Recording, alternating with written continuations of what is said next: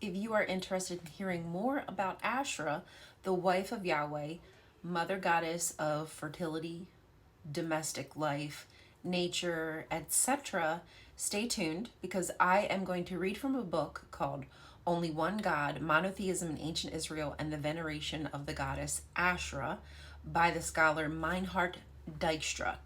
You don't have to just get it from my mouth, you can hear it straight from the horse's mouth. What I'm trying to prove to my friends and to my followers is that there is a long history between Yahweh and Asherah. And even though there is about 40 times Asherah being mentioned in a negative light, I believe that she still remains in the Bible, possibly even hidden in a positive. So stay tuned. This is going to be about 6 pages long, so it's going to take me a bit to read through it, but I promise it's going to be jam-packed with information about their relationship and her history and their history. Yahweh and his Asherah. And I apologize ahead of time for any of my pronunciations because it's going to be bad.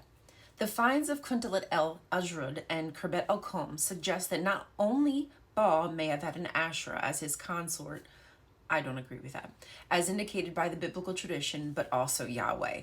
There are indeed a few biblical texts which imply the combined veneration of Yahweh and his Asherah, even by rejecting such a combination. In the light of the development of the cult of Yahweh and his Asherah, already sketched as the Canaanite legacy of the veneration of El and Asherah, we may distinguish 3 stages in the development and decline of this religious practice. In the first stage, El and Asherah are the constellation of the divine pater and mater familias in the Canaanite pantheon as described. For instance, in the Ugaritic myths and related texts from Egypt and the Anatolia. Though we possess little information from Palestine in the late Bronze and early Iron period, one may assume that similar ideas existed in this area and influenced the early Israelite religion. Perhaps in this transitional period of the early Iron Age, El, Yahweh, and his Asherah were already known and worshipped in Palestine. The second stage evolved in the monarchic period. There we read of Yahweh and his Asherah, a cult formula in which Asherah may indicate both the ancient universal Magna Mater, Great Mother, as well as the Dea Nutrix, nursing goddess, and her cult symbols, the stylized tree. She still formed part of the official cult of Judah and Israel, though she became more and more marginal at the end of the monarchy approached. In this period, too, a reformist movement emerged, which opposed her cult, in particular, the joint veneration with Yahweh, and everything that was seen as the abominations of the nations. The last stage was inaugurated under King Hezekiah, but gained extra momentum in the exile and the Second Temple period, Babylonian-Persian period. This period is marked by the final eclipse of the status of and symbol of Asherah, Queen of Heaven, but also by the return of the ancient universal divine name El and the related mythical motives in cultic lyrics and prophecy. Texts and iconography from Egypt, Ugarit, and Palestine of the late Bronze Age and early Iron Age show that the cult of Eilat, Kudshu, Asherah, that's all her names, was known and widespread, but mainly in local sanctuaries and popular cults. In the Old Testament, we encounter her and her cult symbol, the sacred pole, is mentioned in early datable texts. Various, most indirect, evidence indicates that she was familiar to the Israelites as the partner of Yahweh, even if later historiography suppressed and considerably revised the tradition of their joint worship. Asherah was also often associated with Baal in the Bible. This could be the result of her growing identification with Anat Astarte, because there is syncretism there, so I guess there's a possibility that there was some conflation. Anyway, at Ugarit, Anat Astarte received the motherly features of Asherah as nursing deity. Just as El was eclipsed by Baal, Asherah was gradually outstripped by Baal's partner Anat Astarte. This development proceeded, so it seems, from north to south across the whole coastal area of the Levant, from Ugarit to Ekron. How and when Asherah was identified with Astarte and such was closely associated with Baal remains unclear. This process may have been hastened by the fact that the veneration of Yahweh started to develop strong Baalistic features in Israel, so much so that Hosea 2, verses 16, rejected categorically this name and title for Yahweh. The process of syncretism was perhaps also effectively turned into revilement of Asherah by the reformist movement, which deliberately contaminated the Asherah of Baal and Yahweh. Now this is this is where I'm telling you she is still in the Bible. This is straight from the scholar's mouth. The oldest text in which we meet the goddess Asherah is probably the ancient hymn in Deuteronomy 33, 2-3. Yahweh came from Sinai and shone forth from his own seer. He showed himself from Mount Paran. Yea, he came among the myriads of Kudshu. At his right hand his own Asherah. Indeed, he who loves the clans and all his holy ones on his left.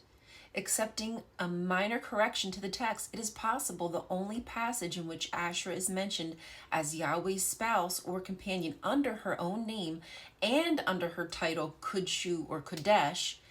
In it, Yahweh leads the myriads of Kodesh, which apparently may include gods and men, the heavenly and earthly family of El. This image closely resembles the mythical descriptions in the Ugaritic text. We stand on safer grounds in 1 Kings, an analytic remark about an appalling object that Queen Mother Makah had caused to be made for either the goddess Asherah or the sacred pole. The word appalling or phrase obscene object is a substitute for a particular call object. One can only speculate what sort of object it was. King Asa destroyed it because it was either foreign or offensive, but the cult of Asherah itself was left unharmed. Her presence in or near the temple was seemingly to be expected. The objects that Asa dedicated to the temple of Yahweh on behalf of his deceased father and himself were a substitute for the obscene object intended by his mother. Further, Asa interfered in the cult of Yahweh and the Asherah by expulsion of the Kadeshim, the sacred ones, Kadeshim, Kadesh, Asherah's title, presumably temple staff involved in the cult of Asherah. How much time? Oh shit. Oh boy. The idea that Ahab introduced the veneration of Asherah in Samaria is firmly based in religious history. It's not true. It's a revisionist history. Asherah worship was always going on. It wasn't like magically brought in by these kings. Though the text suggests perhaps deliberately that Asherah was associated with Baal and the temple of Baal in Samaria. It concerned in all probability the fabrication and placing of the Asherah in the temple of Yahweh in Samaria. The existence of such a temple is contested, but in my opinion, the fact that Asherah remained standing in Samaria after the destruction of the temple of Baal and the blessing by Yahweh of Samaria and his Asherah are conclusive evidence that a sanctuary of Yahweh of Samaria existed wherein Asherah was placed.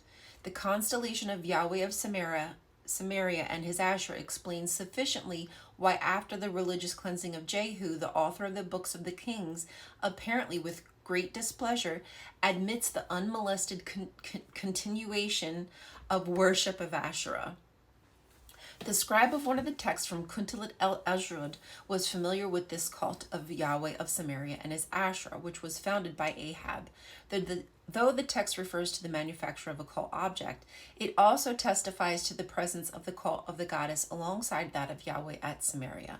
The discussion of these texts revealed that scholars differ about the interpretation regarding either Asherata or his Asherah, and also about the question whether only the sacred pole is implied. The initial objection to the rendering of his Asherah, that a possessive pronoun could not be attached to a proper name, is increasingly proved to be unfounded by a great deal of comparative material. Furthermore, this objection is no longer valid if one accepts that Asherah, like Babylonian Ishtar, might also mean a synonym or a title for goddess, in particular, the divine spouse. Unfortunately, I'm running out of time. Do you all want a part 2? I hope you're picking up what I'm putting down.